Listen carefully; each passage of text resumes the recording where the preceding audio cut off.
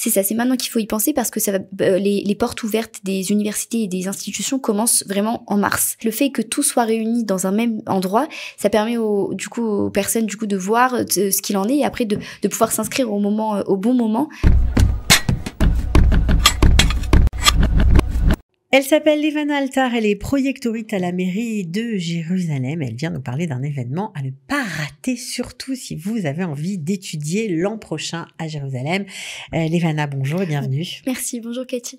Alors vous êtes projectoriste à la mairie de Jérusalem, on va se tutoyer parce qu'on se tutoie dans la vie, donc tu t'occupes en gros de l'Aliyah de France. Exactement. Alors en tant que projectoriste de la mairie de Jérusalem, on s'occupe de préparer les gens à l'Aliyah à Jérusalem, déjà qu'on les rencontre en France, pour discuter avec eux, voir où ils en sont, et bien sûr après la Aliyah, dans tout ce qui est démarches administratives, intégration dans la ville, etc.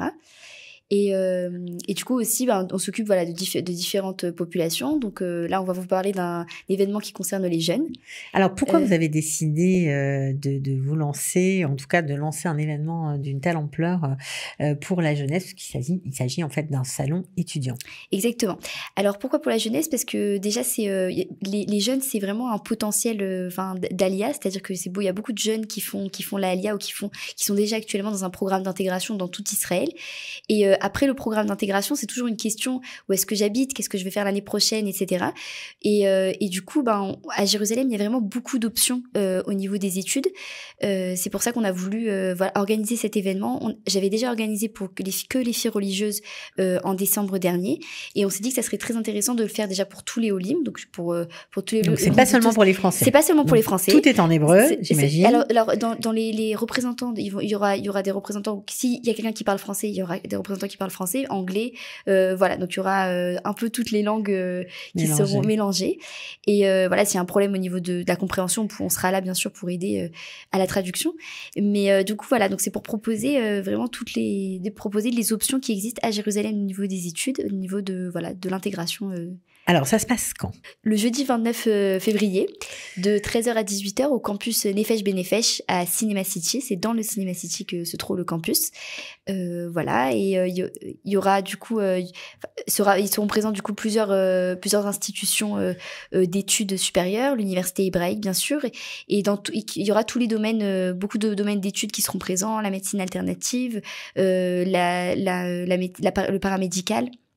Tout ce qui est l'art, architecture. Alors l'art, c'est Betzalel, j'imagine. L'art Betzalel, exactement. Ouais. Seront présents. Si on a envie de faire de la musique, de danser, par exemple. Il y aura l'académie de musique qui sera présente aussi, qui dépend aussi de l'université hébraïque, qui seront présents. Il y en aura vraiment pour tous les goûts. Exactement. Ceux qui veulent faire pharmacie, médecine ou des professions plutôt orientées dans ce domaine-là, de la santé. Donc de la santé. Donc déjà, il y aura l'université hébraïque, donc l'annexe de N-Carem qui s'occupe là-bas, il y a la fac de médecine.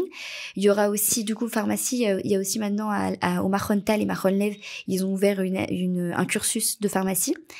Au niveau du paramédical, on a aussi biotechnologie qui est bioinformatique qui est présent à Michelet Hadassah. Bon, il y aura un peu pour tous les goûts. Exactement. Bon, alors ce qui est impressionnant, c'est que on ne se rend pas compte de toutes les possibilités, mais il y en a énormément. Est-ce qu'il y aura de l'aide, ou en tout cas sur place, est-ce qu'on peut trouver des gens qui parlent français, qui vont guider les étudiants qui se posent des questions, parce que c'est pas facile de choisir. Bien sûr. Alors il y aura le CNEF qui sera présent, donc qui s'occupera d'orienter les jeunes, pour ceux qui hésitent quoi. Il y a Valérie qui sera présente, qui pourra les guider. Il y aura bien sûr Kalita qui vont orienter ces jeunes. Peut-être qu'il y aura aussi des jeunes qui ont déjà un diplôme et qui cherchent peut-être à faire autre chose, ou que les gens connaissent Kalita, tout ce que Kalita peut proposer, même au niveau de l'emploi, pour après leurs études. Donc c'est important que... Au niveau des droits aussi. Au niveau des droits, exactement. Parfois c'est difficile, on ne connaît pas ses droits, on perd beaucoup d'argent parce qu'on ne les connaît pas, alors qu'on a le droit à certaines sommes. J'imagine qu'il y aura aussi, puisqu'on parle d'argent, le Minhal Studentim, savoir combien d'années d'études sont prises en charge, tout ça, ce sera abordé sur place. Oui, exactement. Donc le Misrad Aklita, avec tous les pôles du Misrad Aklita, dont le Minhal Studentim, Student Team seront présents. Il y aura même une conférence, donc du coup en français, sur les droits des étudiants au LIM sur place, pour que les gens savent quoi, ce dont ils ont droit et qu'ils passent pas à côté.